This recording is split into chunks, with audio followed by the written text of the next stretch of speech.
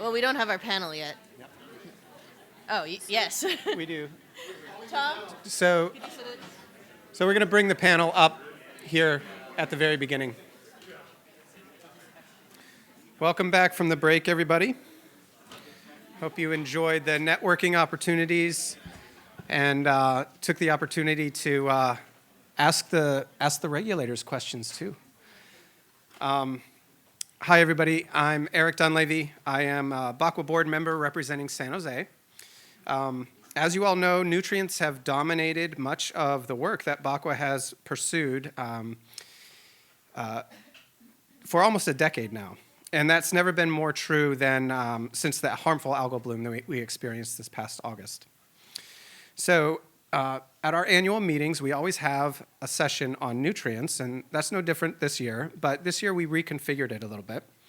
And we usually have just a series of presentations. This year, we formed a panel, and these are your panelists. And they will be giving you a series of short presentations, shorter presentations than typical. And we've built in a lot of time on this session for Q&A and discussion. So questions from you, questions from me, questions amongst the panel. So I'm going to ask you to hold your questions until everybody's presented their talks. One of the consistent themes that you'll notice is threaded through the topics that the panel will cover today is really BACWA's belief that strong science and sound science should guide smart, prudent, and financially responsible actions to manage nutrients.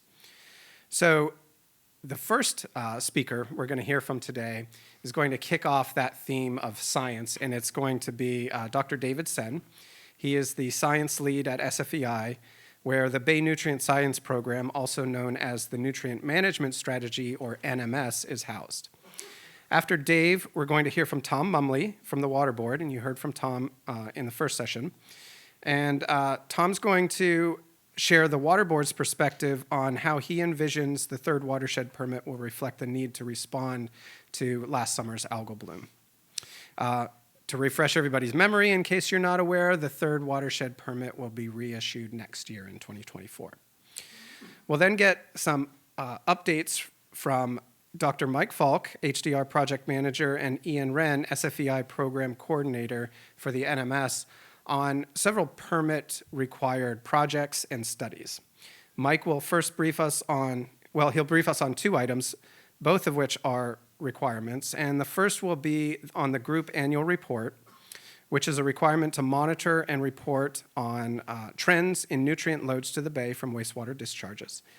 And then second, Mike will brief us on the requirement to complete a special study identifying and evaluating the role of recycled water could play in reducing nutrient loads to the bay. Ian will go next, and he is the project manager for SFEI, who is helping BACWA characterize the potential for nature-based solutions to reduce nutrient loads in the bay. And those nature-based solutions don't just reduce nutrients, they also provide other environmental benefits. So Ian will update us on the progress of that project. Following those presentations, Lorian will wrap up the panel discussion with a description of BACWA's role in nutrient watershed permit negotiations and compliance. So again, please hold your questions until all the panelists have presented, and we'll have lots of time to engage in a Q&A and discussions with the panel once they've finished. So with that, I'd like to call Dave up to the podium to get us started.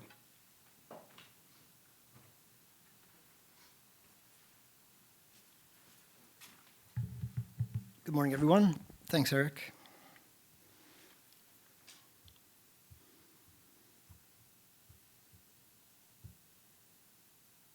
Okay, I'm going to jump in and give a quick overview of the San Francisco Bay harmful algal bloom from this past summer. I'm going to skip most of the background that I often lead these things off with, but I'm sure we can get back to those later. I'll go through an overview of the HAB event, evolution, and water quality impacts. Time permitting, we'll get into mechanisms or insights into what protective nitrogen levels may be, and then ongoing work. This is work that we've been carrying out with a number of collaborators throughout the region. And So the one background I will give is kind of this overarching question of what observational data and tools are needed to inform management decisions. And we've been building those tools and those resources over the last several years. And I want to walk you through some of what we've been doing in terms of monitoring in the Bay, because it's relevant for the conversation with the data that we're going to share now. We've been following guidance that we put down early parts of the program in terms of science questions to be pursuing, as well as monitoring activities and monitoring infrastructure. We're, of course, still relying on the USGS cruises, continuing that long-term record down the center line of the Bay. We've also, though, added a number of water quality moorings that collect 15-minute data throughout the system, and that's really been incredibly valuable during this summer event. Collecting mussels and toxins, I'm not going to talk about that today, but then in particular as well, these high-speed mapping surveys where we're collecting and measuring water quality out, zigzagging on the sloughs of South Bay.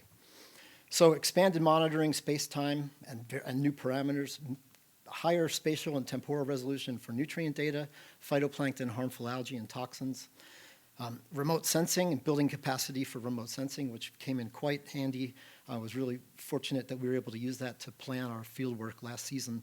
And numerical models, both transport and biogeochemistry models that we've talked about before, but also using the model in more of a forensic way, trying to get it to test different transport and biogeochemical hypotheses. So now getting to the bloom, in late July 2022, Baykeeper alerted us to first observations around Alameda and Oakland of discolored water. Department of Public Health identified the organism as Heterosigma akashiwo. It's an organism that's known to be toxic to fish, although its exact toxic mechanism is a bit of a mystery. It's also been on our watch list for the nutrient management strategy. It's something we actually have in our assessment framework. It's one of the organisms that we were concerned about. But I have to say, if we had to rank them before this event, it would not have shown up in the top 3 or 4 of the HABs, which is, I think, a cautionary tale. Early August, the bloom spread to the open bay throughout South Bay. August 7th to 10th, we started using, through satellite imagery, we started seeing the bloom spread off of Alameda to the east. Oftentimes, these things do crop up. We see these little pulses of activity, and then they disappear sometimes. But around the 10th, we started seeing it beginning to spread even further. We got in touch with our collaborators who have done that mapping. We've done mapping work with in the past from the USGS, and we were able to mobilize it on August 10th, again on the 17th, the 25th, and the 31st. But the bloom was continuing to spread throughout the system. And then as quickly as it spread throughout the system, it disappeared twice as fast over the course of a couple days. The impacts were chlorophyll concentrations 20 times the typical values of summer. In addition, this was a bloom that happened out of season, essentially. We usually have thought about the high productivity periods in the Bay and the time we've been concerned about being more the spring bloom period, and this couldn't be any more different in terms of the timing. Fish mortality in South Bay and other regions, and dissolved oxygen deficits in South Bay and Lower South Bay. So a key question, of course, is what factors caused or shaped this event? We need to ask that question to answer the management questions. What management options would be effective at preventing or mitigating impacts? And what's the likelihood of something similar occurring in the near term? As a reminder, essentially the catalyst or the motivation for the NMS wasn't necessarily the conditions that were on hand today or 5 years ago. It was that the Bay has very high nitrogen loads, nitrogen concentrations, but that other factors have generally kept that nitrogen from being sufficiently utilized in the system. And it was always the major concern that what happens if the system shifts in the way the behavior of the system to allow all of that nitrogen to be utilized. And what we saw, what the effect was, that's what we saw this past summer. What remains a mystery is still what exactly were the different factors. So I'm going to show you some of the mapping survey results we have first here. Chlorophyll concentrations in microgram per liter, with cool colors being low and brighter colors being higher concentrations, and then some of the remote sensed images that you right below it. So by the 17th, it was spreading a bit south, but staying in the north of the Bay. By the 25th, it had moved far to the south, concentrations higher than 100, 130 micrograms per liter. It was around this time that we started getting quite concerned about that, because if you do the quick calculation, 100 micrograms per liter is roughly 5 to 8 milligrams per liter of BOD, which happens to be the amount of oxygen roughly in the water column. And it could disappear 2 to 4 milligrams per liter per day. And biomass dropped off quickly. We have one of our shoal mooring, a mooring located just north of the San Mateo Bridge. Looks like it's shifted. It's a little red dot just right there. You see the chlorophyll concentrations spike up over the course of several days and then drop down abruptly. And then we also saw dissolved oxygen drop down abruptly at that same location and at all of our other locations. The first time we've ever observed sustained low dissolved oxygen, less than 5 milligrams per liter in the deep subtidal habitats. I'm not going to show you all the data, but it was essentially 2 to 3 days of less than 3 milligrams per liter over a 250 square kilometer area, and less than 5 milligrams per liter for 7 to 10 days. Fish mortality happened, the first reports were when oxygen was high, so our speculation is that that was not an oxygen issue, that was probably the toxic mechanism, but then the potential for that to be followed by impacts of low dissolved oxygen later. What about nitrogen? So we have similar data mapping nitrogen throughout the system and nitrate concentrations being up around 30, 35 micromolar, and then dropping off by the 25th and the 31st down to 0. Similarly, we had that shoal location I just mentioned, nitrate concentrations dropped off again abruptly right at the as you can see chlorophyll starting to go up. One of the other things that if you take a careful look at this, you can see a change in the slope of the chlorophyll increasing, and that coincides in time with when the nitrogen disappeared. So we were reaching nitrogen limiting growth conditions at that point. Overall, around 400,000 kilograms of nitrogen was utilized between the San Bruno Shoal and the Dumbarton Bridge, and more than 2 million kilograms of organic carbon produced. If you add the San Bruno Shoal to Bay Bridge area, we're getting in the vicinity of roughly 900 kilograms of DIN utilized, and several million kilograms of organic carbon produced.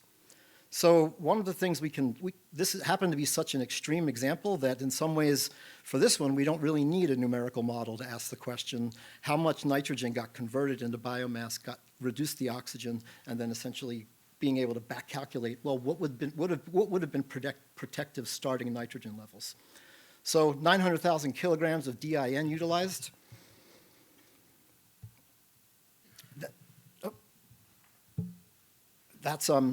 That's roughly, depending on how many people you count as discharging roughly to the south of the Bay Bridge, that's around 20 to 30 days worth of dissolved inorganic nitrogen stored in the water column. That's what was utilized over the course of a couple weeks. Turned into this large amount of biomass, and then dissolved oxygen dropped down as low as 2 milligrams per liter. So a relatively straightforward question in this case we can ask is, as a first approximation, what nitrogen conditions would have allowed, for example, dissolved oxygen to not have dropped below 5 milligrams per liter? That's the Basin Plan standard. And using our mooring data and stoichiometry, essentially a recipe, how much carbon per nitrogen per oxygen, we can back out that nitrogen would have needed to be less than 15 micromolar or 2 milligrams per liter in order to not dip down below that level. So now looking back again, I want to acknowledge the oversimplification of this calculation, but it gives us a starting place. What does that look like when we look at how do we compare that with nitrogen concentrations throughout the system? So now what I'm showing you here on the map is showing you the various stations. You can see the station numbers where station 32 is just north of the Dumbarton Bridge. Station 21 is just south of the Bay Bridge. The blue line is, like by eyeball, roughing in 15 micromolar. So you get a sense of how much of a difference there is between the current ambient nitrogen concentrations, especially at different times of the year and interannual variability, and the number that would be protective, at least from the standpoint of that example we just walked through. A key question I think we need to keep asking ourselves is, this was an unfortunately relatively straightforward case in the sense that the same organism that was toxic also it exerted an oxygen impact. Other organisms like Alexandrium, which produces paralytic shellfish toxin, can produce enough toxin to be highly toxic at levels that have nothing to do with the substantial biomass in the system. So we have to also think about things that are going to be protective of different endpoints, and then including potential impacts along the coast. So there's other things that if they come up during the discussion later, I can walk through some of the mechanisms that we're exploring, but I want to jump to summary slides. HABs in San Francisco Bay. The bay hosts numerous HAB-forming organisms. Heterosigma, we see it pretty regularly, 40% of the time, but there's another dozen harmful algal species that are also present, relatively modest levels and modest frequencies, but seldom turning into an extreme event. The bay's nitrogen loads resulted in severe impacts. Something else had to trigger it, something else was the spark, but the high nutrients were the fuel that allowed it to burn as large and as wide and as long as it did. Main work going forward, intensified monitoring, including we're underway patching different funding together to develop a remote-sensed early warning system where we're able to look back at yesterday, for example, and see what the chlorophyll concentrations were. We're also exploring potential important mechanisms. I'll come back to that later if there's interest. And also working closely with BACWA and the Water Board on using simulations to explore different management scenarios as well as environmental scenarios. I'll stop there. Thank you.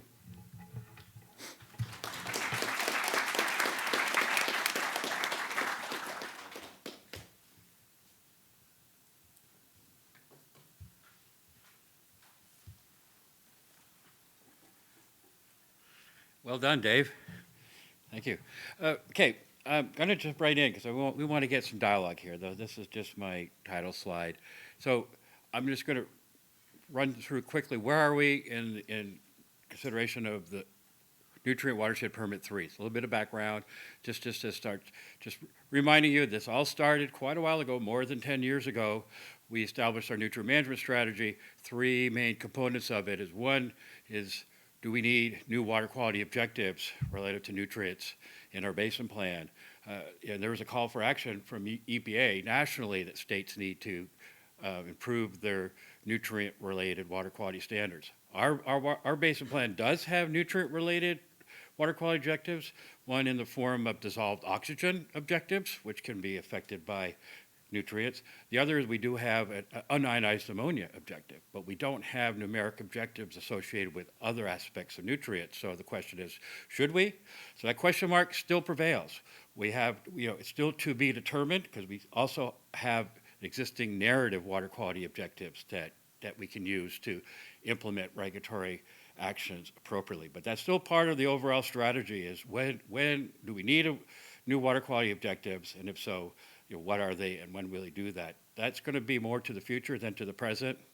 You're also aware that we've established a science program to inform nutrient management decisions, whether it be consideration of appropriate standards, but if you establish standards, you also have to implement them, so these three pieces fit together. But the foundation of the science program is creating what we refer to, the terminology, an assessment framework. And I know it was scary at first, because people say, what is this? And we start talking about numbers associated with chlorophyll levels or other things. But the whole point is that we need to create a foundation. How do we translate science into management action? So we need to have indicators that reflect our understanding of nutrients and transformation of nutrients into the system and how it can affect the biomass, phytoplankton production. So the assessment framework, though, is really establishing the foundation of a smart monitoring program, need for special studies, and conjunction, and actually we now are really bought into, we don't just monitor, we monitor in conjunction with modeling to get the best information possible to inform management actions.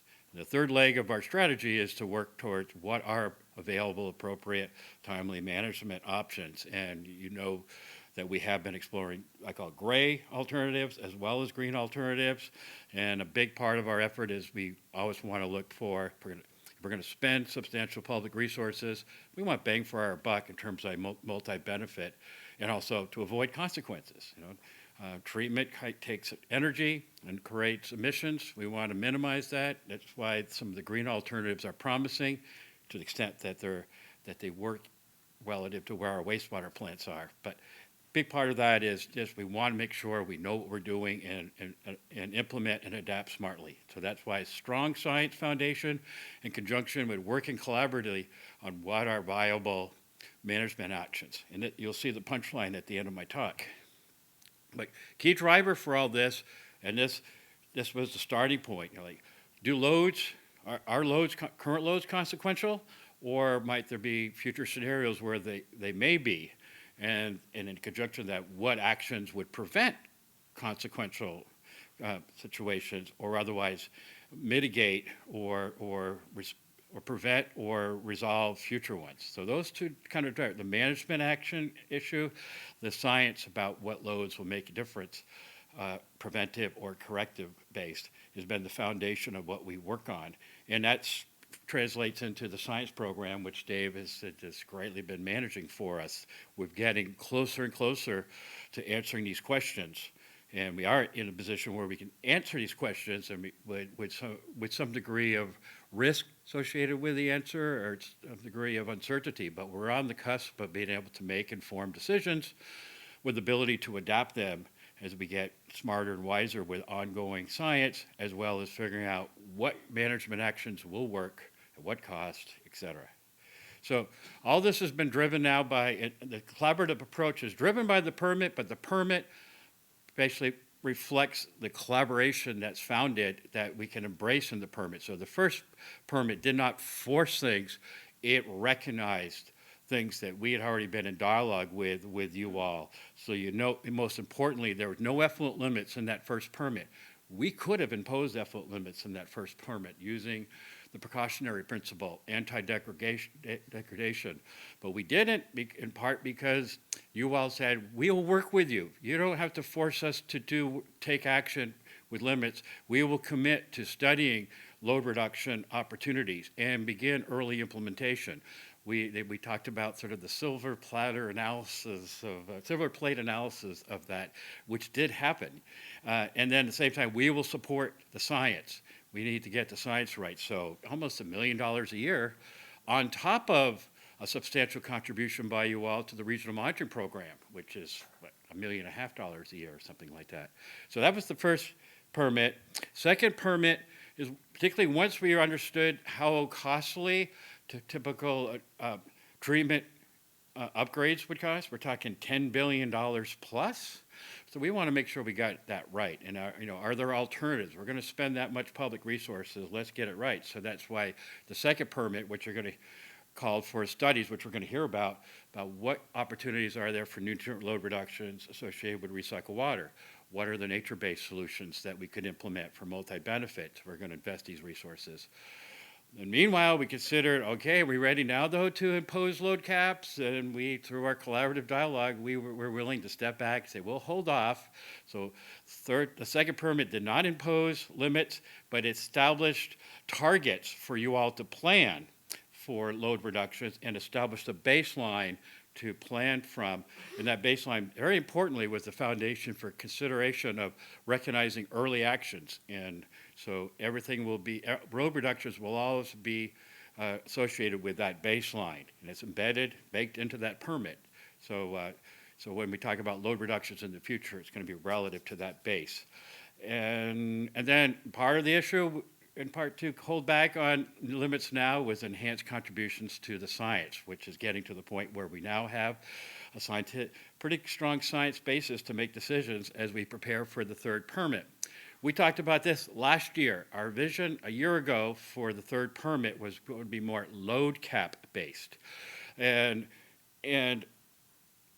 because though we knew there was high probability of adverse impacts, we didn't have the interface impacts. But we also built in this philosophy that we're going to start with a load cap, but you have to be prepared to do more when the evidence says more is needed.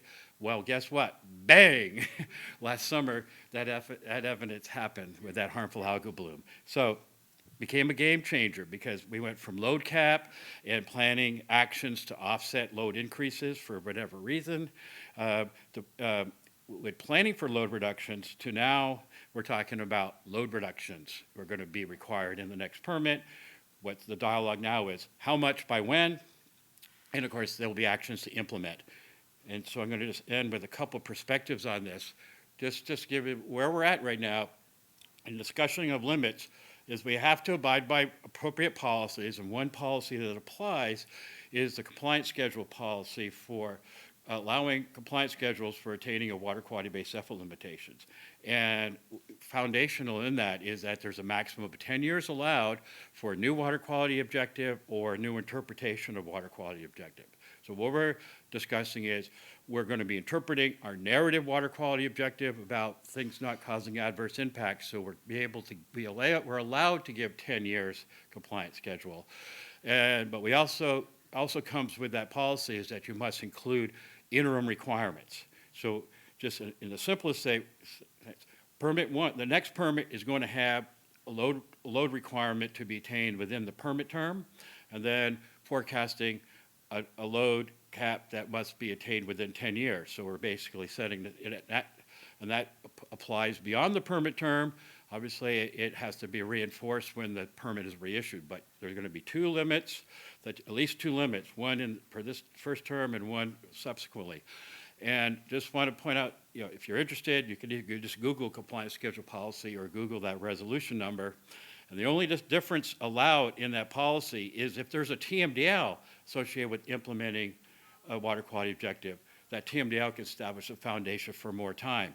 That's going to give us cause to think through what it really will take to fully implement all possible actions, which may take more than 10 years.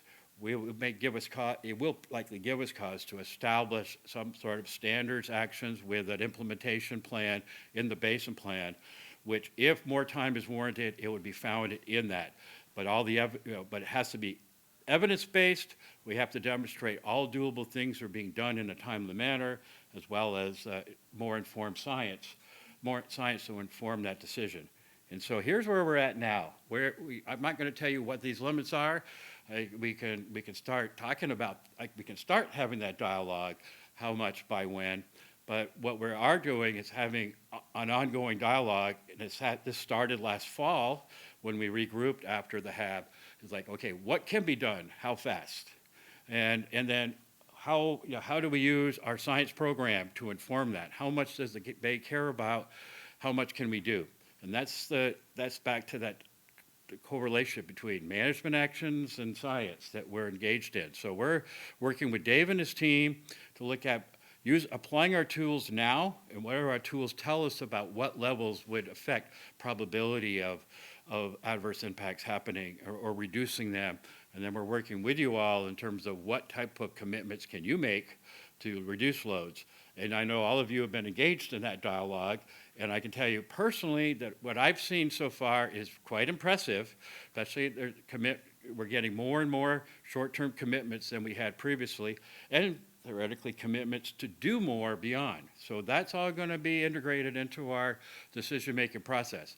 I'll just forecast you're going to be uncomfortable with the final limit. That's the reality, because we have to justify it from a water quality basis. But I will tell you though, that uncomfortableness will be managed through the collaborative approach, because we're not going to we'll make sure that final limits don't force actions that don't have the right value, and they could be, as need be, improved upon, adjusted as we improve our science. But you just got to bear with us that we can't just say this is going to be good enough. We got to impress the board, the public, that we're doing now everything possible in as timely a manner as possible. So that's going to be it'll be an interesting, and I'm going to tell you, fun dialogue. So.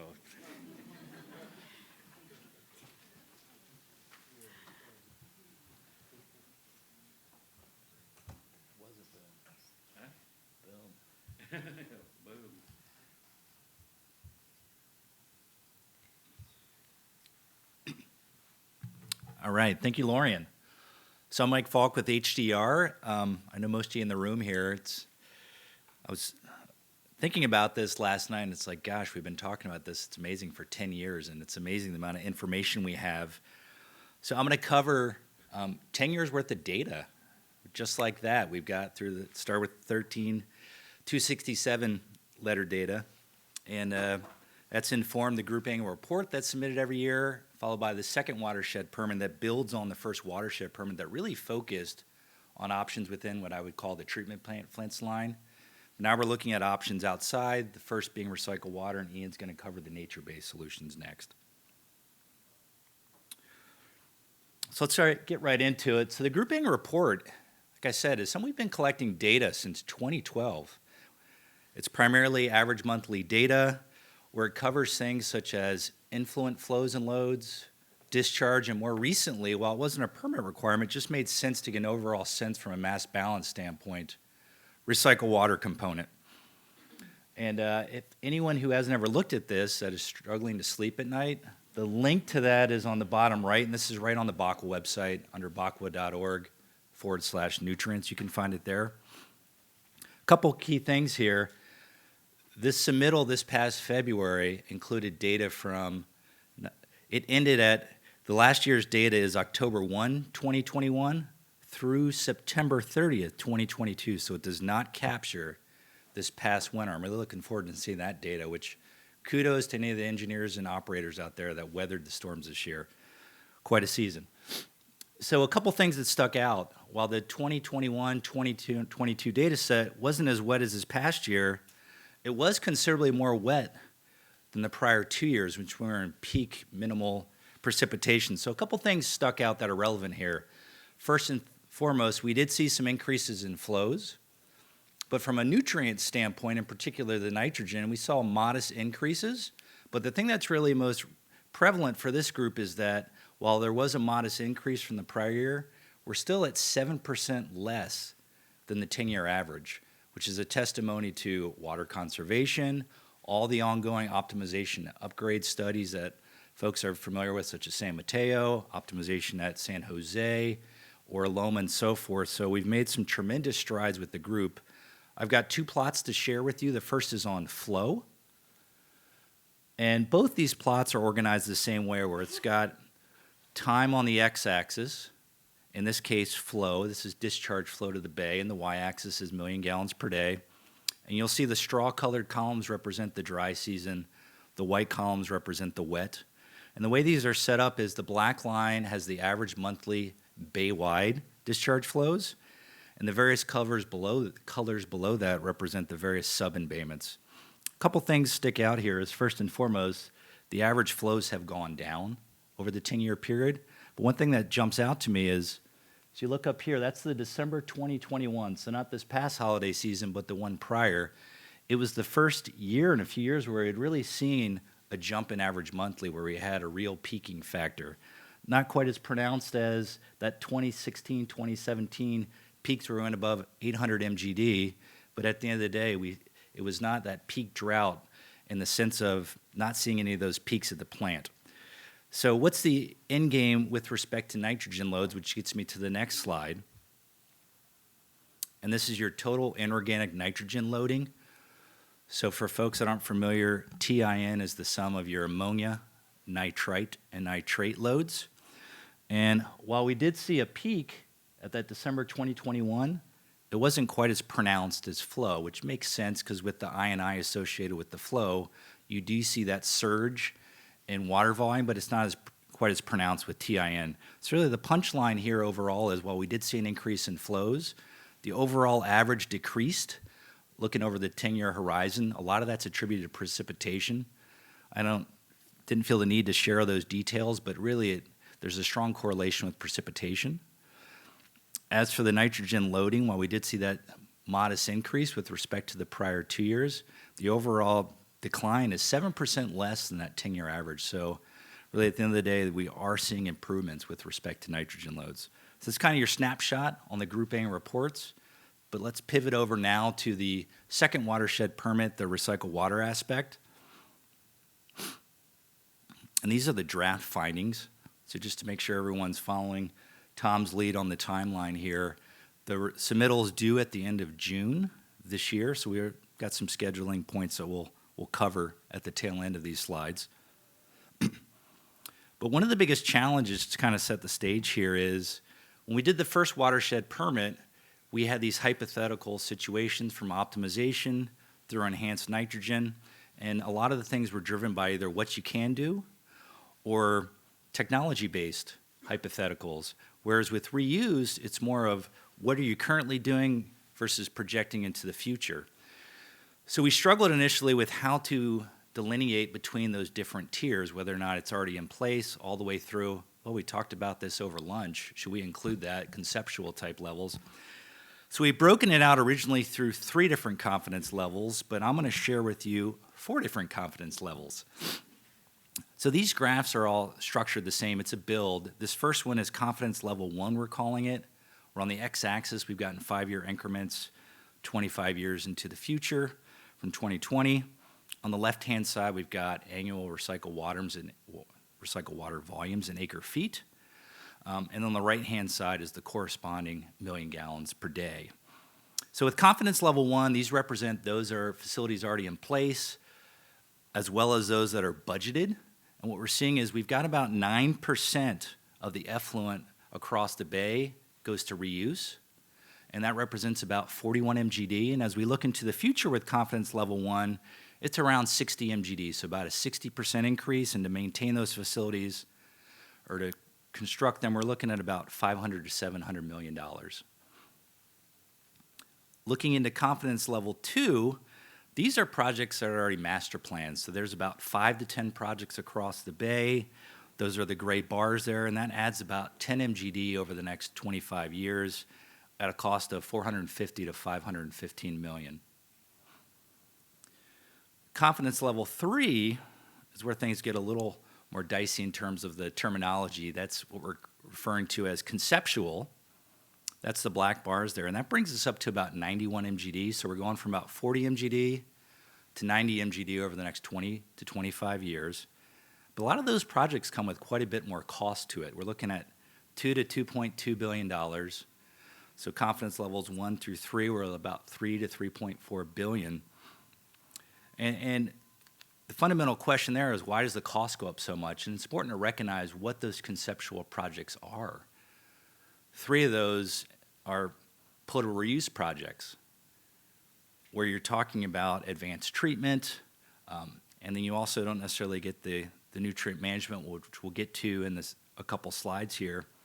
But as we went through this, the question was raised actually by Tom. He said, okay, that's great. This is what's captured across the bay. Does that really reflect all the ongoing conversations? And as we did a little more digging, it became very clear that there were some other opportunities on the table, but it was kind of conceptual loosely, if you will, where these are large potable reuse opportunities across multiple jurisdictions, and we're capturing them as confidence level 4. So confidence level 3 and confidence level 4 you could group together, if you will, and that's what this next slide is. Those are the blue bars, and that would really push us up to north of 120 MGD if all these projects were implemented. It's about 30% diversion of the flow could go to reuse.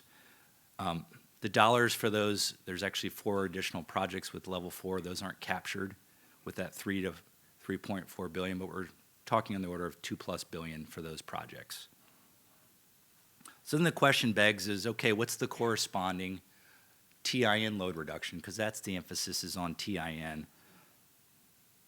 So this next plot has the same volumes, and on the secondary axis on the right-hand side has the reduction in TIN in kilograms per day. So to give folks a feel for things, we're currently diverting about 2,500 to 3,000 kilograms per day to reuse, which translates to about a 6% reduction in effluent load discharge to the bay. Looking into the future, we're somewhere between 6,500 and 7,000 kilograms per day if all these projects were implemented, so about a 2 to 3-fold increase in nutrient loads diverted. And as we've dug into this, it became very clear at the start of this effort that we wanted to make sure that we captured loads that were truly diverted from the bay, because as you look at these potable reuse projects, the conversation's already been mentioned at today's sessions that when you implement these potable reuse projects, where do the nutrients go? And the assumption at this point is that the majority of them would be within the brine reject, and the loads diverted reflect that. Looking into the future, there's definitely opportunities to figure out ways to manage those nutrients in the reject, but at this point in time, this reflects loads that would be diverted from the bay. So that kind of captures in a nutshell where we're at on the reuse side of the house. The part that's not included on these slides, but is going to be in the overall report that you all have access to here shortly, is what's the diversity of the users? What do the reuse customers look like? And most of these aren't really a surprise, but the top 3 users at this stage, currently are industrial, landscape, and golf course applications. They represent about 65 to 75% of the reuse. Looking into the future, those three still play a prominent role, but the one that really enters in the conversation at year 2045 is potable reuse, which represents a large chunk of it that previously wasn't captured. So again, these just represent the 4 different confidence levels that you'll see in the report. The other piece here that is relevant as for policymakers start to understand what are our challenges and what are our drivers, the two biggest drivers as part of our RFI, Return from UR, were water supply, diversity, and resiliency, but also staying ahead of the nutrient regulations. This is a strategy to stay ahead of that.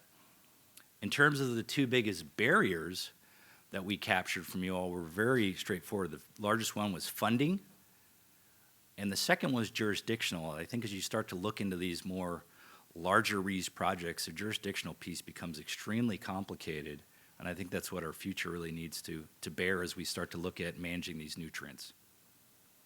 So that kind of captures the reuse piece of the thing, and then one of our goals is to come up with the menu of options.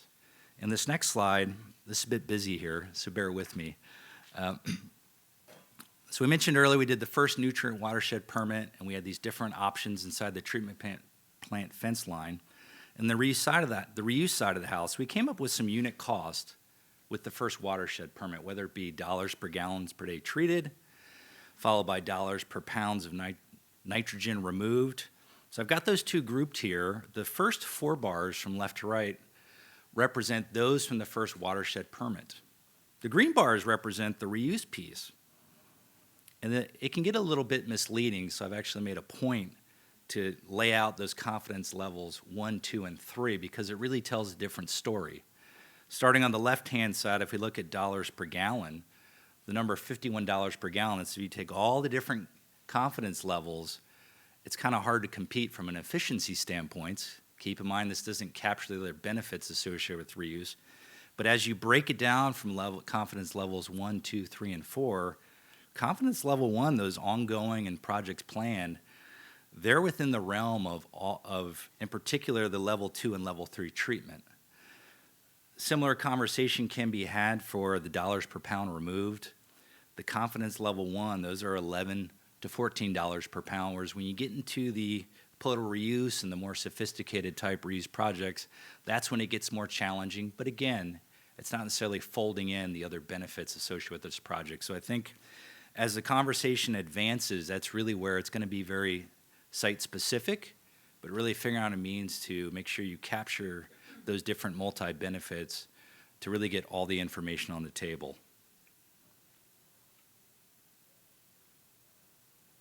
So in terms of schedule, and some of this is ongoing, all of you in the room that represent the different agencies, you've all received your plant reports. We've received comments from 85 to 90% of you. We're still tracking down a handful of you, but the plan is to finalize those by mid-May. Over the next week, the plan is to distribute the overall report. So just to remind folks, the way the first watershed report was assembled, we had the individual plants had their own individual appendix, and then we summarized it through an overall report. We've been busily working on that overall report. We plan to get it to you all next week. We want to give folks a couple weeks to review that and get comments, ideally before Labor Day weekend, with the intent of the week after Labor Day to finalize that. Oh, thank you. Memorial Day. It's all kind of a blur, right? And then a key piece of the submittal is getting sign-off from all the different agencies. So Lori and I are still kind of walking through. Do we want to send that with the draft overall report? Do we wait till the final report? But the idea is to give folks at least 2 weeks to sign off on that. So I'm going to hold there and hand it back to Ian. Thank you.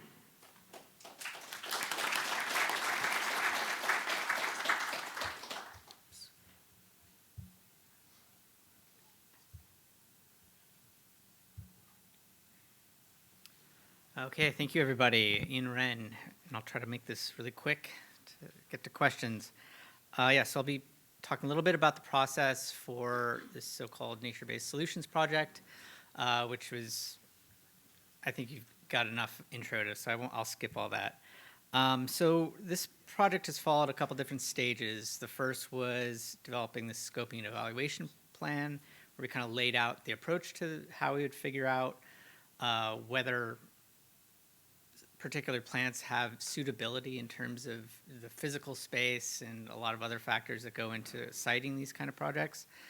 The second was this desk-based analysis, which was a GIS-driven process to really figure out what are the kind of key geographic constraints to placing some of these that kind of set aside all the thorny issues of land ownership or money or anything, anything like that.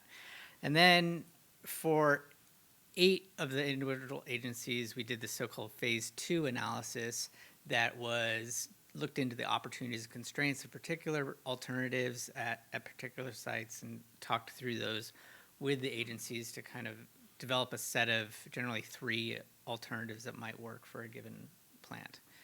And then we're now working with Mike's team to develop cost estimates, really high level, and very high level designs for some of these. And I think our timeline for submittal to the Water Board will generally follows what Mike just described. In the next couple of days, we will be sending these agency acceptance letters, which I really wish I had done this when I first circulated the reports a couple years ago, but hoping that people can review this as quickly as possible. And the idea is that we will circulate that region-wide, this kind of region-wide, the second one over, that was applicable to 80% of the agencies, and then there's basically just a 2-pager that you have to look at. I think we've incorporated all the comments that we've received to date. I think similar to Mike, we probably have a couple stragglers, but and then there'll be a second set of letters for the 8 agencies that got a deeper dive.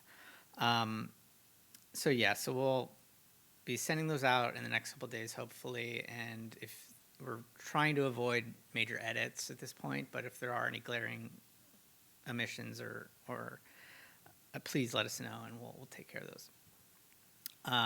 So this is an example of the kind of layout. There's like a 2-pager.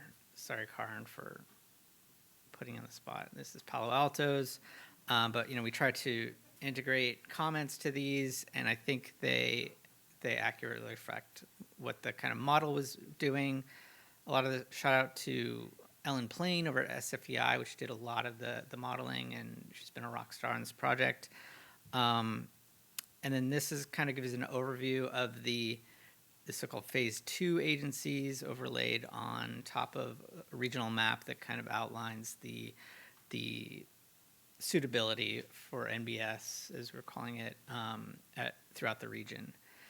We try to get geographic distribution and also a mix of large and small agencies.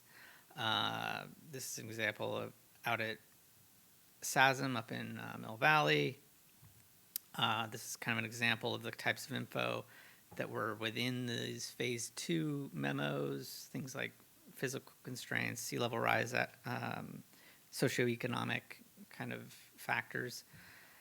This is also an example out at Fairfield of some of the alternatives that are being explored, and they've been actually working really aggressively, and they've got funding to take this to the next level. So hopefully this project we'll see more of this kind of stuff where we can start to leverage these outputs towards more grant funding and hopefully implementation.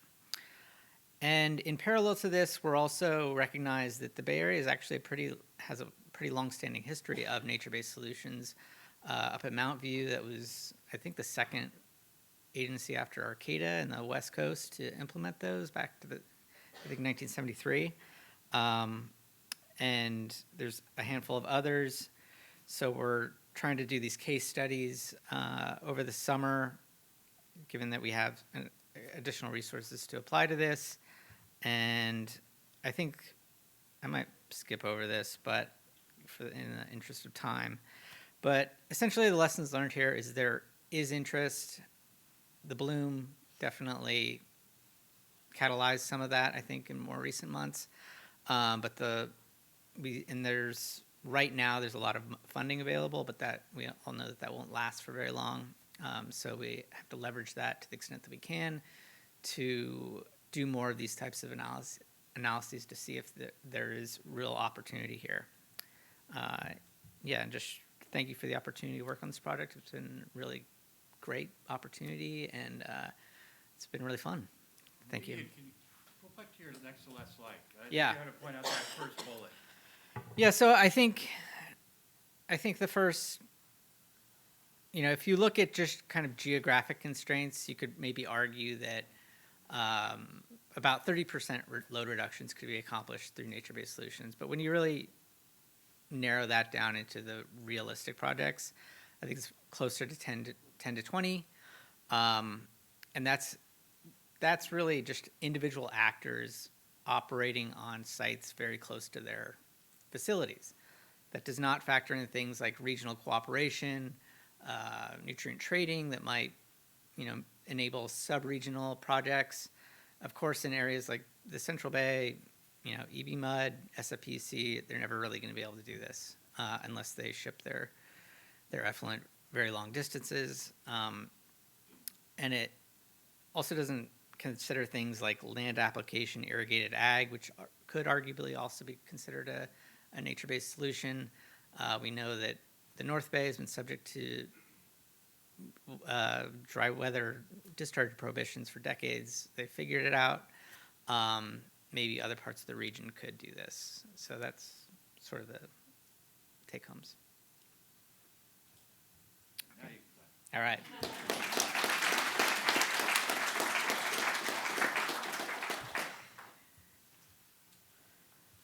And I will wrap it up as soon as I load the last presentation. I can't do that and talk at the same time, so bear with me.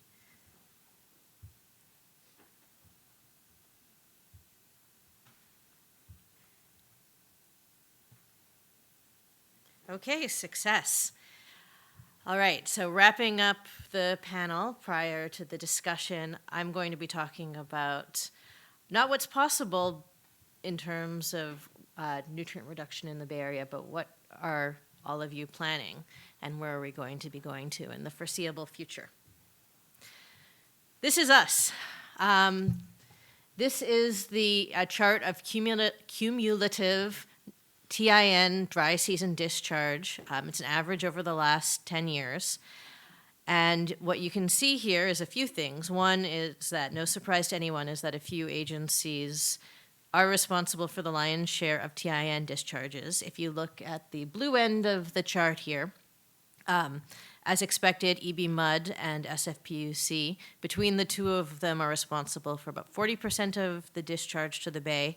It's followed by EBDA, which is a common outfall and actually represents 6 different agencies. And then you get into San Jose, which has been working very hard to reduce their nutrient discharges through optimization over the last few years, again, getting down into Central San and Silicon Valley. And the line across the top is cumulative discharges. That shows you, with each additional agency, how much closer to 100% of the total are you getting. And so what the takeaway from this is that we can't make a big dent in the nutrient reduction without the largest agencies taking action. But at the same time, they can't do it by themselves.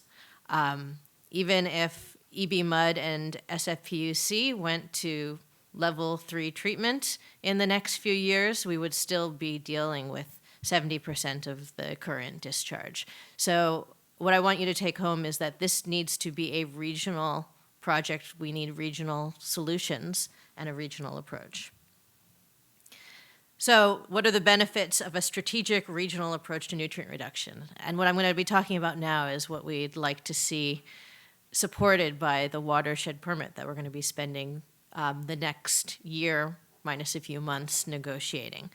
So on the left here is what I'm calling the aggressive approach to nutrient management. And I want to be clear, this is a straw man. Nobody's actually suggested that what we do is require every agency to go to level 2 or level 3 treatment within the next 10 years.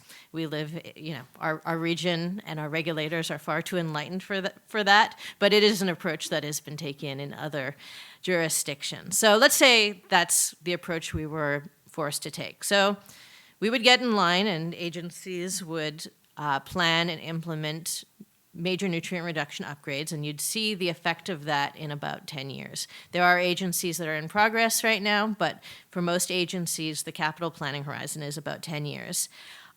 This is the most expensive option and the least efficient option because you'd have every single one of those 37 agencies competing for consultants and contractors and concrete, as well as state and federal funding.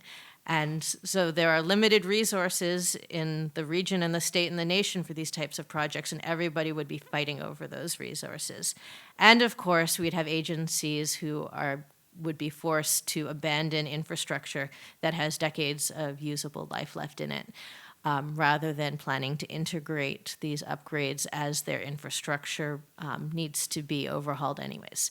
So, in lieu of that approach, what we are pursuing is the strategic regional approach. And so what you get from that approach is reduced nutrient loads over 0 to 25 years. So starting this summer and then moving forward into the future where agencies can pursue upgrades when it makes sense for their agencies, and then aiming for a long-term future where we balance environmental priorities and we prioritize multi-benefit projects. Also, we don't know at this point what the right level of nutrients are to be protective of the bay. We know based on last summer that we need to turn this boat around and start reducing nutrient loads, but we would like to continue to invest in science and have those eventual load targets driven by the science. We'd like to have the opportunity to implement emerging technologies that would bring us lower costs, lower footprint, or lower energy. We would like to have the opportunity to implement a nutrient trading program, or at least explore what it would take to have agencies that can move forward faster and cheaper be supported by agencies for whom it will take longer and be slower. And of course, back to the question of stranded assets, we'd like these projects to be synergistic with existing capital priorities and agencies' fundraising capabilities. So, to summarize, our vision is to reduce nutrients substantially on a regional basis while implementing projects that maximize benefits and balance competing priorities. So it's a mixed portfolio of those near-term opportunities. What can we get fast and cheap? Synergistic upgrades that make sense for each agencies within the context of their capital program, but ultimately, what we want to see, what our regulators and stakeholders want to see, is a future where nutrient reduction is part of multi-benefit projects for climate resiliency. So that's all. That's the grand vision in the sky. What have we actually got queued up based on conversations with agencies? So before I go forward with that, I just wanted to point out that several agencies already reduce nutrients substantially. If you look at the influent and effluent loading numbers from our group annual report, most agencies, even if they don't mean to, do get a little bit of nutrient reduction. But there's agencies that have already implemented upgrades to further reduce nutrients, and some agencies have existing recycled water programs that substantially reduce nutrients to the bay. So here's a handful. This is not an exhaustive list, but just a handful I wanted to call out. Orloma gets 80% reduction of TIN from their effluent due to upgrades that they recently implemented. San Jose put in BNR back in the 90s for process efficiency, but in the last few years they've been extremely successful at optimizing that process and have reduced their loads by several thousand kilograms per day. Sunnyvale is actually in the middle of implementing an upgrade, and I said, well, why are you only getting 30% removal out of this multi-tens of $1 million upgrade? And they said to me, well, we're already getting about 80%. How much more can you squeeze us? So that's the reason. And then DSRSD I wanted to call out as having a very mature recycled water program such that they actually recycle most of their dry season flows. So Mary Cousins and I have met with many of your agencies this summer, or this winter, that is. Labor Day, Memorial Day, I'm losing it as well. The agencies representing the top 20 of loads entering the Bay to ask how can we support your agency in implementing the plans that are right for your agency to reduce nutrient loads to the Bay. And so this effort resulted in a suite of projects that we have compiled together, and we're going to continue to work with agencies to better characterize these projects. So we've put them into these 5 different bins. So very excitingly, we have 2023 opportunities. So these are projects that are going to be implemented starting this summer before the next watershed permit is even written. And so both EB Mud and SFPUC, our 2 biggest dischargers, are going to be embarking upon split streams treatment. EB Mud's been working on this for several years and is ready for a full-scale pilot, and SFPUC is going to be following their lead to see what they can get out of their excess dry weather capacity. The City of Richmond is wrapping up an upgrade that's going to allow them to pursue optimization this summer. So I'm very excited to see what comes out of this. So near-term opportunities, and I wanted to highlight that most of these projects are ones that have been initiated in response to the water board saying you need to reduce nutrients. These are not projects that were on the book. So this is our community being responsive to what we hear from stakeholders that's needed. SFPUC is planning to embark on side stream treatment. Fairfield Sassoon thinks that they can get about 50% removal by an optimization project. San Leandro is going to be constructing a treatment wetland next summer. Delta Diablo is going to be doing secondary process improvements that they're going to include targeted nutrient reductions as part of that. And Silicon Valley Clean Water is planning to implement co-digestion, and a new project as part in response to what they hear from the water board is to be implementing side stream to offset those nutrient loads as well as existing side stream nutrient loads. So I won't go into detail for all of these projects given time constraints. I did want to call out the agencies that have in-progress upgrades. These are ones that already existed before the algal bloom, but these are all agencies that chose with great forethought to be early actors.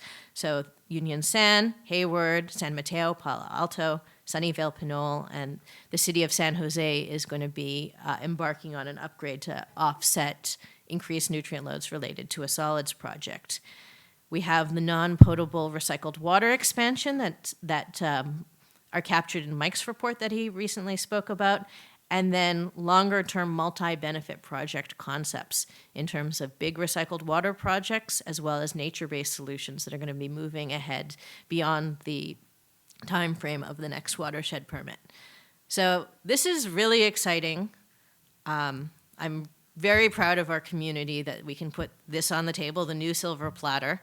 And I also want to make it really clear that this is a down payment. There's going to be more to come as agencies work with their consultants to figure out what types of projects that they can move forward within their agencies' capacities. So in terms of numbers, what are we going to get out of these projects? On the left are the low end of the error bar. On the right is the high end of the error bar, and the different slices of the pie represent different time frames. So this is compared to 2022 data. So as Tom mentioned, we established a baseline in the second watershed permit that's actually higher than 2022 data. I'm not going to get into that now. I've got those numbers as well, but for the sake of time, just wanted to stick with this. The blue slice is reductions this summer. The orange slice is reductions that we expect to see within the next watershed permit, and then the green slice is beyond the next watershed permit. And already, without further projects that are going to be coming online, we're looking at a 36 to 43% reduction compared to 2022 numbers. And with that, more to come. So before wrapping up, I just wanted to point out that there's also interest in looking at other opportunities to support a resilient bay, including considering the use of green engineering, such as oyster beds, to increase grazing, estimating the impacts of the salt bay salt pond management alternatives, and tying that into the science program and different modeling scenarios, exploring the utility of restoration measures for suppressing harmful algal species, and planning aerated refugia for fish during low DO events. These certainly reducing nutrients is the most obvious and biggest lever we can pull, but looking at these other alternatives is also worthy of our attention and the attention of the science program. So wrapping up, BACWA needs you to engage on nutrients. I'm touched by the faith that you put in BACWA staff to move this forward, and we are very much hoping that we're worthy of your trust. But we do need to engage with you to make sure that we are accurately and faithfully representing your needs in our negotiations. So as both Ian and Mike said, each agency needs to sign off on nutrient special studies. These are a permit requirement, and so we need language that is applicable to your agency signing off that you're submitting these reports in compliance with the permit. So you'll be hearing from us next week, and we'll be haranguing everybody to make sure we get those letters with signatures.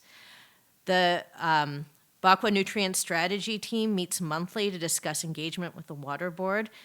We have a faithful core of members. These are hybrid meetings, so it's if you don't want to commute, that's fine. But the more the merrier. We definitely need to hear your viewpoints to make sure that your interests are being represented. And then for agencies that I'm not hearing from on a regular basis, I'm going to be reaching out to make sure that each agency makes sure that understands what is ongoing as part of these negotiations, since this is a permit that covers 37 agencies, and so we need to make sure that we bring those 37 agencies along. So I don't get the last word. We're going to have a panel discussion now.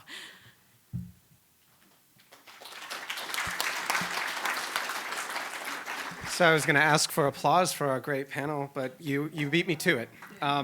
So we'll jump into Q&A and discussion now amongst our panelists. Mary, could you help pass the mic around? Okay. So questions for our panel? She needs one. Jackie. I'll buy everyone some time to think of their questions. I really found the graph, Mike, that you put up interesting, comparing, well, don't give that away too soon, Ian. Comparing the costs of like the traditional optimization and upgrade options with recycled water. And I'm curious whether there's been discussion of adding Ian's work to that and putting NBS kind of in that same framework in the menu of options for nutrient reduction. Great question. So the folks that I work with have been supporting Ian's folks the last several months, and we've developed costs. We weren't quite ready to share those because the agencies, they haven't had sufficient time to review, but that is the vision in the end as part of the menu of options, if you will. Yeah, I think what you might be alluding to is what we're discovering about horizontal levees is that there might not be the most cost effective for treating secondary effluent, but they could be really great at removing nutrients from the ROC. And as Mike was talking about, the calculations of what, bins of what's going to the bay versus what might get treated in the future, and perhaps also for side stream treatment and that kind of thing. But that seems where the future of horizontal levees is really at. And we have to be really careful about where we really put these things because they require a ton of fill. And when we just think about like resiliency planning as a region, that we need to be careful about where we actually put these things because there's a finite amount of tons of soil that you can move around. It's very expensive, and habitat restoration projects versus horizontal levees and that kind of thing. I've got a question for Dave. So Dave, we saw an increase in nutrient loads up until 2017, and we've seen a decrease since then, and we're planning on decreasing nutrient loads further over a fairly short time scale. Do you expect that we're going to be able to see the impacts of those load reductions on in-bay monitoring? Yes. Excellent. And I think it depends on which specific thing we try to look at. And during winter time and spring blooms, unless there's a major growth event that would draw the nutrients down to low enough levels that they would start to decrease the rate that the phytoplankton can grow, or either they fully outstrip it, what's available. If the levels get down that low and the productivity gets that high, then we would be able to measure caps or decreases in production or decreases in growth potential, and we would be able to infer like oxygen units that we saved ourselves, for example. However, that rarely happens well, that's the whole reason that the bay has this so-called resistance to nutrients. It's that the nutrients aren't utilized because other things cap phytoplankton growth. And so it would have to be low enough, and those other conditions would have to be relaxed in order to be able to see that effect.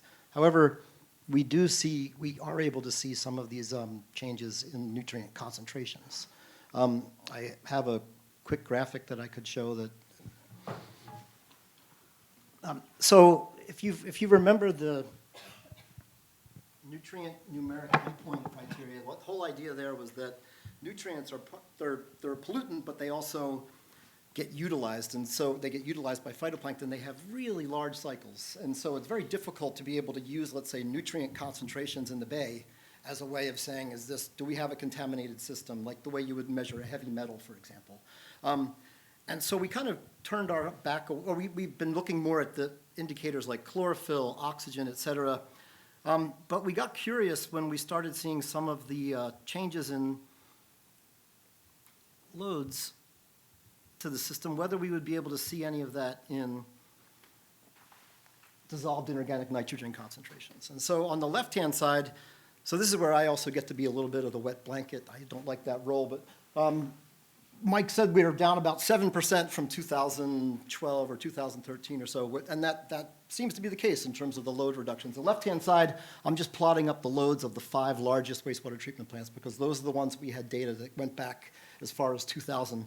You sum those up and you see that if you go back to 2005, summing those 5 up, there's been a 35% increase, at least through 2018. So there was a substantial increase and then also a substantial decrease in the most recent years. And one of the things that it's a little bit, hopefully the diagrams are clear enough in the middle panel here, but what we did is instead of looking across the whole year and see if nutrient concentrations went down, we picked a time of year where we know they're relatively stable. There aren't big pulses, big production usually, which is the summertime. And we looked at dissolved inorganic nitrogen concentrations in summer months, August through September. And at each one of those locations, and this is showing the annual mean for each of those years for that season.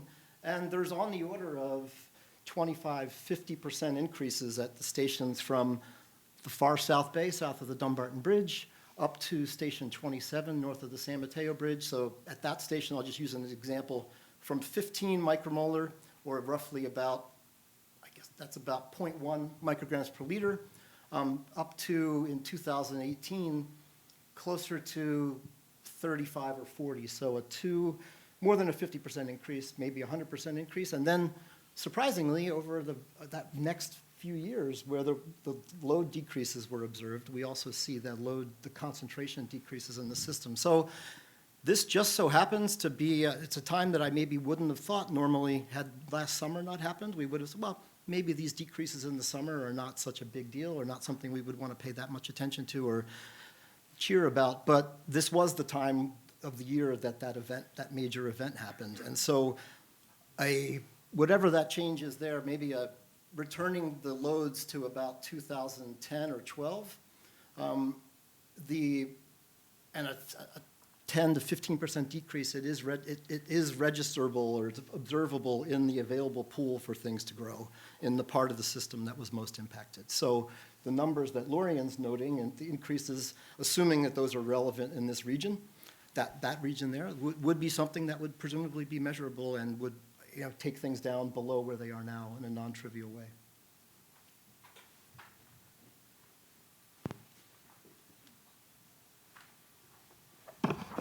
I just want to say, I like what I just saw there in that illustration, that we're seeing a measurable difference with the perturbation of load reduction. And particularly in the southern part, where we've realized a fair amount of reduction, less so near the Bay Bridge, but that's today. What about the future when we realize the reductions that East Bay Mud, for example, is going to be implementing, et cetera? So that's the key, though. Are we going to see a measurable difference? Right? Yes. Yeah. How much? Stay tuned. I have several questions. I'll try to boil them down to one. On the algal bloom, we've spent, I'm a consultant, but speaking for the agencies, a lot of money has been put into the modeling. And I didn't quite hear you say this, but could we have predicted the algal bloom? And maybe you've spoken on this elsewhere. Or have you gone back and retroactively predicted the algal bloom? And you kind of alluded to other triggers. Do we have any idea what those are, and what would be the cost, or roughly, versus treatment plant upgrades to controlling these other factors? Sure. I'll start with the last question first, and I think that the other factors that are potential triggers or that could change over time or episodically change year to year are things that are in general outside of our control. Things like the amount of sunlight, the amount of suspended sediments in the bay, the strength of the tides. And so so I think those are not, other than maybe some even when I think about them and think they'd be interesting to explore, I think that my first reaction is that's far-fetched. We tried to put some rough numbers to, could you ever intervene by increasing suspended sediment concentrations abruptly? There was someone at one of the BACWA meetings or an RMP meeting who brought this up, a person who works a lot with sediments. And you take 10% of the annual dredge material, and if you were to dose the bay over a large enough area, you could substantially reduce light attenuation in the system, or increase light attenuation in the system. Could you ever actually do that logistically? And could you ever mobilize quickly enough? From the mechanism side of things, to the model question. So we explicitly with our stakeholder groups and with the Water Board's guidance and also with recommendations from modelers about whether to go after pursuing the predicting harmful algal blooms, the answer was always don't go near trying to predict harmful algal blooms. This was, back in 5-7 years ago, that it just was, for one, we had never seen an event that came anywhere close to this, and so it was always on people's minds, but it was not something that thought could be reasonably predicted. That said, I think there's different ways we can think about how to use numerical models to extract information. So could we have a priori or in advance forecasted that this would have happened? I think probably not. Can we use a numerical model to help resolve things that we can't measure in the system easily, like the balance between, for example, something that can swim upwards versus the tides trying to mix it downwards? And at what swimming speed does a flagellated harmful organism able to get up into the surface and stay high enough in the water column to gather more light? And that is something that we've been using the model extensively to evaluate that effect. And for sure, it seems like it's something that could be a major factor. This organism, it is a flagellated organism, and I think it's one of the things that we wanted to be careful about, is to not all of a sudden shift all of our focus to this organism that we hadn't been studying before, or was on our radar but not the biggest one in the room.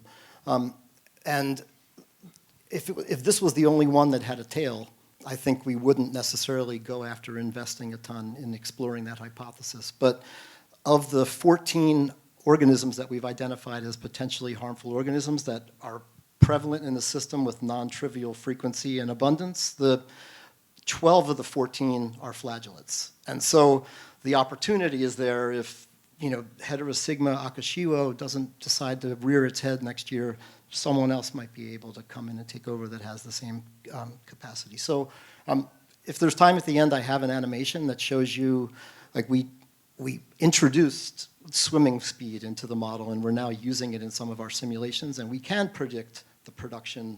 We can predict the oxygen drawdown moderately well. We can't necessarily get all the pieces all at once, like from starting on August 1st to get the whole thing to happen sequentially and in space the way that it was observed. What we're doing instead, though, is we're breaking it into the small pieces and using the model to test the questions at each step. And hopefully, maybe stitch it back together again if it seems viable.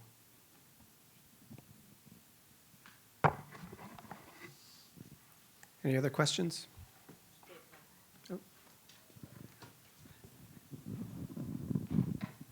David, a question on that same thread, and I don't know if this goes beyond what you think is predictable, but what do you think about the changes in nitrogen speciation in the effluent will create with various projects like optimization? What do you think about the role of nitrogen-phosphorus ratios in changing the speciation of the algal blooms we're seeing? Is there a way to anticipate any of that? And especially since we can change the characteristic of the effluent in what we do with treatment.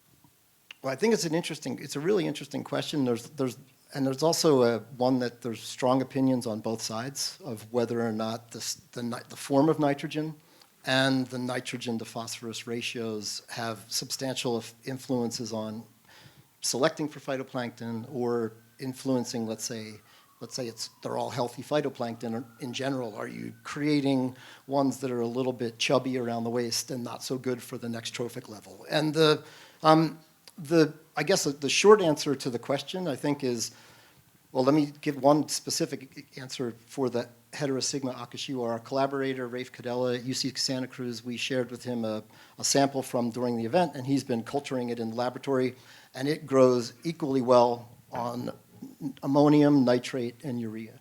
And so in that case, at least what you can actually try to gather from an experiment like that does not have all the other varying environmental variables, that doesn't seem like doesn't seem like it would be shaped by that. On the nitrogen and phosphorus one side of things, I think for sure, the different amounts of phosphorus or nitrogen and silica, for example, as another one, if their presence or absence or them getting low or being high could alter who has a competitive advantage. But they have to get down low enough. The rate at which phytoplankton grow depends on how quickly they can suck these nutrients in. And the rate that they can suck the nutrients in depends on their concentration in the surrounding water. And so, but that threshold for a lot of these nutrients is pretty low relative to ambient concentrations. And so the nitrogen and phosphorus question, I would say both nitrogen and phosphorus right now are way 10 to sometimes 100 times greater than, let's say, their rate limiting concentration. And so it's not until you would get down at that level that you might actually have selective pressure. So I guess currently and in the relatively near future, I don't think it would have a major effect. Once we start getting down to, if we get to a place where there's much, much lower nutrient concentrations, then perhaps that starts to come into play. Yeah, maybe that's a segue to why Tom would say that on that limits will be challenging. Possibly. Actually, I got a question for Mike, just to speak a bit on emerging technologies. Now, this industry typically is cautious about taking on new stuff, but given the urgency overall of the nutrient-related challenge and the challenges associated with available footprint, greenhouse gas emissions, energy, seems like it's sort of a game changer overall. Like, how promising are these technologies in cost as well? Yeah, great question with respect to technology status and where are we. So just to remind everyone, with the first watershed permit, we only considered established technologies for a variety of reasons. One, the cost database, understanding on the footprint, energy requirements, and so forth. Since that was completed, I think a lot of the technologies have come a long way. I'm going to use a couple examples here. One is a technology that Palo Alto's implementing, the membrane aerated biofoam reactor. That's a garble of words, but it's a diffuser device that essentially really helps. The heart of the plant in terms of energy demand is aeration. It's looking at increasing the oxygen transfer efficiency from 15 to 30% up to 90+%. So it's and it also is a tight footprint. So there are opportunities rearing their head. There is a really nice demonstration facility that it's unfortunately taking a little longer than expected to get started, but there's a California Energy Commission demonstration just north of Sacramento in Linda County that they're looking at some emerging technologies compared against the baseline. One of the technologies we used most regularly with the first watershed permit, the MLE technology is the baseline versus the MABR I just discussed, granular sludge that Fairfield hosted a few years back, as well as the microvi technology that Oraloma has in their side stream. So they've got those technologies. They're either already actively at demonstration scale of significant footprint, or it's going to be happening over the next year. So the hope is to get folks out there to look at these once it's up and running, but there's definitely things happening that'll help. I'm not so sure it addresses the nitrous oxide piece of the equation, but from an energy standpoint, there's a lot of opportunities out there. So we're coming towards the end of our questions, so we can take one more. Tom Hall.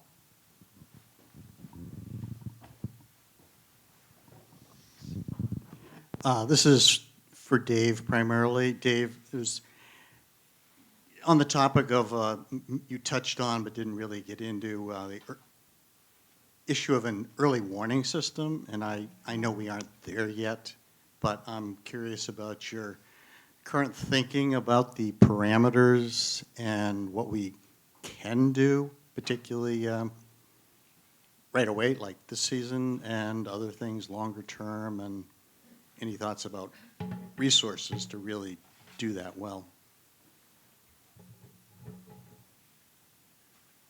Sure, and I'm going to speak very fast because lunch is on the horizon. So we had a lot of discussions about how much one would invest in an early warning system, and I think it had come to, there was a break point there of, you would invest you'd really invest a lot if you could actually do something, let's say load reduction side of things in response to something that was on the horizon in an emergency way. That does not seem quite that likely, so then we're in another path of informing the public or going out to make sure we mobilize to study it, or informing Department of Fish and Wildlife, so they should be out there. What are we moving forward with? One of the things that we're actively working on this, just trying to cobble together resources from various places, but we're setting up an automated, looking backwards at the daily flyovers of the Sentinel-3 satellite. This is an adjusted algorithm of chlorophyll concentration that we calibrated with our collaborator at Santa Cruz using the mapping data that we collected this past summer. So this is a locally tuned remote sense product, and we're automating the process of downloading those every day, doing the processing, and then posting them. There's going to be more of the cheap version of it, which is going to be dropping them into a folder that we can make publicly accessible to everybody on a daily basis.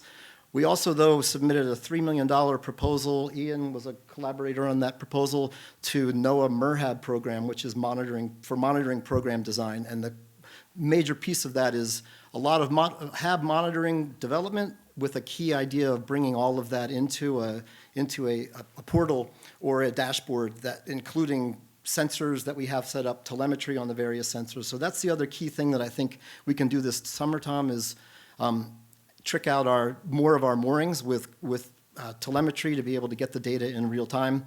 We've avoided doing that up until now in general because of theft, and a lot of our moorings are on the bottom and low profile, so people can't find them.